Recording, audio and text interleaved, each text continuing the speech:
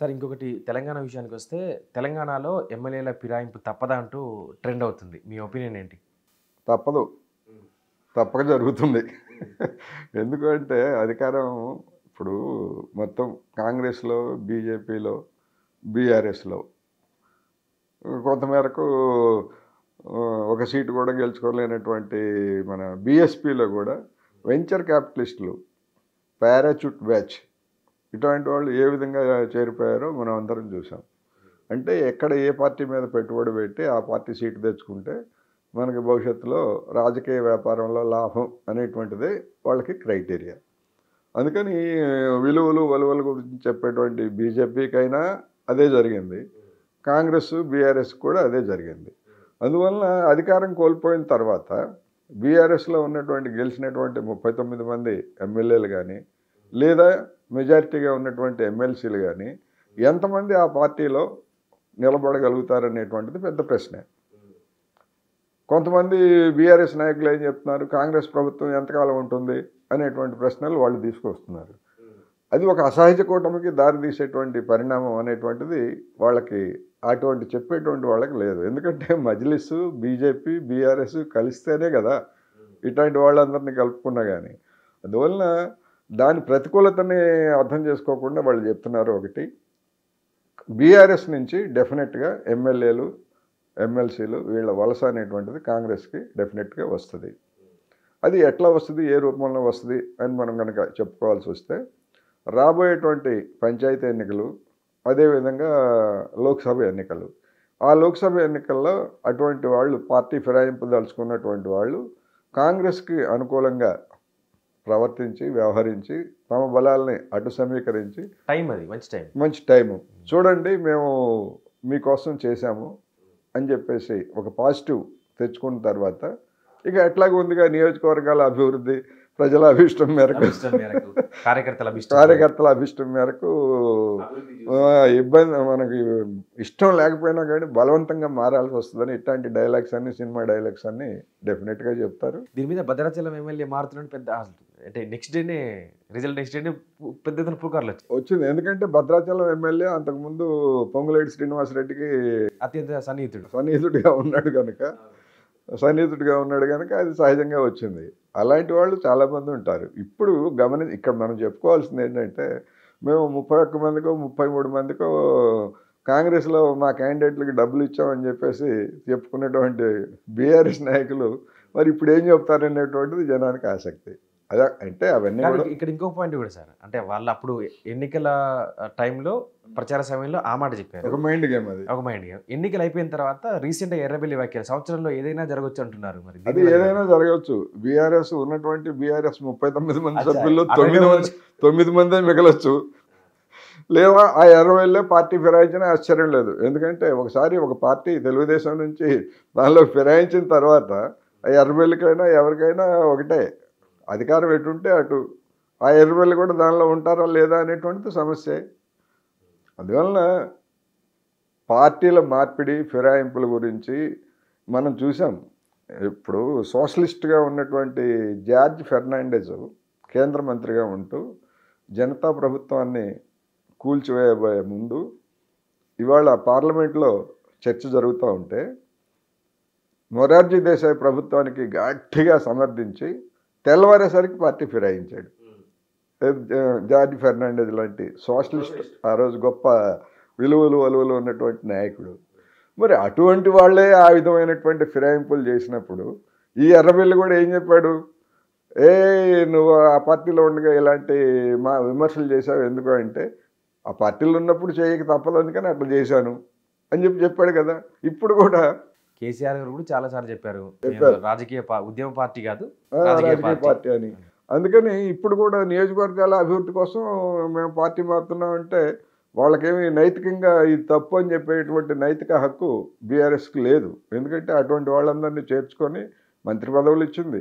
ఉద్యమంతో సంబంధం లేనటువంటి వాళ్ళని లేదా ఉద్యమానికి వ్యతిరేకంగా ఉన్నటువంటి వాళ్ళందరినీ కూడా మంత్రులుగా చేసినందువలన అంటే ఏ పార్టీ కూడా ఇప్పుడు దొందే అన్నట్టుగా మూడే అవినీతి, ఫిరాయింపులు, ఇట్లాంటి విషయాలు.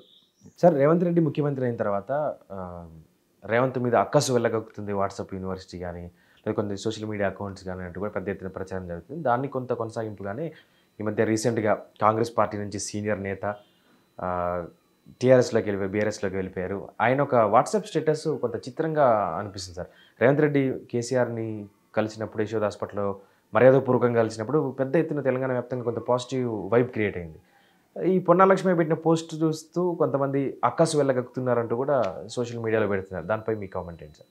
ఇప్పుడు తెలుగులో ఉమ్మెత్తకాయలు తిన్న బ్యాచ్ అంటారు. ఉమ్మెత్తకాయలు తిన్న బ్యాచ్ అంటే పిచ్చి పట్టినట్టు, ఉమ్మెత్తకాయలు తింటే పిచ్చి, ఉమ్మెత్తకాయలు తిన్నట్టుగా మాట్లాడుతున్నాడు అని అంటారు. అదేవిధంగా మది తప్పిన అంటే వయసు వచ్చిన తర్వాత బుర్ర పనిచేయదు అనేటువంటిది. ఆ విధంగా పొన్నాల లక్ష్మయ్య కామెంట్స్ చూస్తే ఆ రెండు కూడా గుర్తొచ్చినాయని చెప్పక తప్పదు.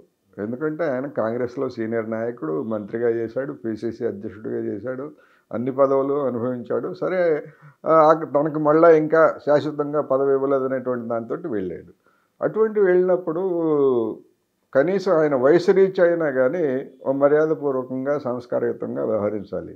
కానీ అటువంటి మర్యాద కానీ, ఆ విధమైనటువంటి విజ్ఞత కానీ, ఆ వయసు తెచ్చినటువంటి ఆ యొక్క సమయోచితాన్ని కానీ ఆయన ఉపయోగించుకోలేదనేటువంటిది స్పష్టం. దీనివల్ల కేసీఆర్కి అదనంగా కలిసి వచ్చేది లేదు, లేదా రేవంత్ రెడ్డికి పోయేదేమీ లేదు. మన యొక్క బండారం ఏమిటో, లేకపోతే మన యొక్క మానసిక స్థితి ఏమిటో జనానికి, అంటే ఇంకా ఒక విధంగా చెప్పాలంటే ఆయన తన స్థాయిని తానే తగ్గించుకోవడానికి తన స్టేటస్లో పెట్టుకున్నటువంటి అంశాల కారణం అని చెప్పాలి. స్టేటస్ తగ్గించుకోవడానికి తన స్టేటస్ పెట్టుకున్నాడు. కానీ పొన్నాల దీంట్లో ఉంటే మంచి పదవి వచ్చేసారు ఈ టైంలో కదా. పదవి వచ్చినా రాకపోయినా పెద్దరికం అనేటువంటిది మిగిలి ఉండేది. ఇప్పుడు జానారెడ్డి దగ్గరికి వెళ్ళి రేవంత్ రెడ్డి గారు వెళ్ళి కలిసి వచ్చాడు కదా. ఎందుకని జానారెడ్డి పోటీ పడలేదు. తన పరిస్థితి ఏమిటో తెలుసుకొని కొడుకుని పెట్టి తను తగ్గున్నాడు. అదేవిధంగా ఒక పెద్దరికం అనేటువంటిది వచ్చి ఉండేది. అటువంటి పెద్దరికాన్ని కావాలని ఆయన పోగొట్టుకున్నారనేది స్పష్టం.